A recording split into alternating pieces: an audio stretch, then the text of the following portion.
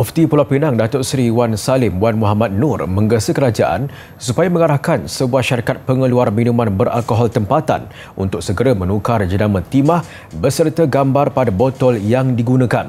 Beliau menerusi satu kenyataan berkata ini demi memelihara suasana harmoni di antara pelbagai kaum di negara ini.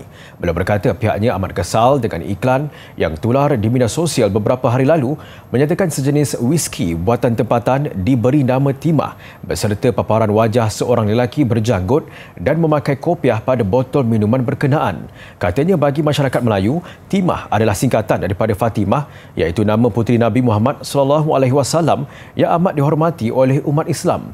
Menurut Datuk Seri Wan Salim, menjeramakan arak dengan timah dianggap oleh umat Islam sebagai satu penghinaan yang tidak seharusnya berlaku. Beliau berkata pengeluar whisky berkenaan perlu peka terhadap sensitiviti umat Islam berkaitan dengan isu itu agar tidak menimbulkan ketegangan dalam masyarakat. Beliau juga berharap agar pemimpin politik tanah air, terutamanya yang beragama Islam, akan turut menyatakan bantahan terhadap tindakan tidak sensitif oleh syarikat pengeluar minuman beralkohol itu.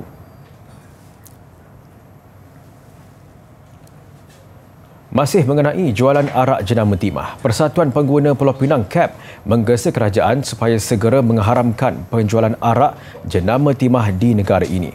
Pegawai Pendidikan KAP SNV Subaru berkata KAP kesal mengenai jabatan yang memberi kebenaran penjual arak berkenaan di pasaran tempatan. Katanya iklan dan promosi arak berkenaan dianggap biadab berikutan penampilan imej lelaki berkopiah dengan janggut panjang seolah-olah memaparkan individu berimej agama.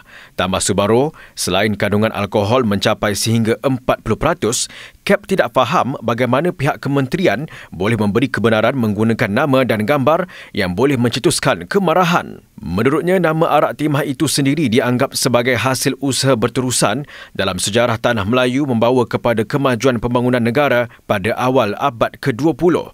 Semalam, Dewan Pemuda PAS Malaysia dalam satu kenyataan turut melahirkan kekesalan dan kekecewaan atas kewujudan arak jenama timah buatan Malaysia itu. Ketua Penerangannya Nazir Helmi berkata, pihaknya itu melahirkan persoalan bagaimana pengusaha arak itu beroperasi sejak sekian lama tetapi digembar-gemburkan seolah ianya baru wujud.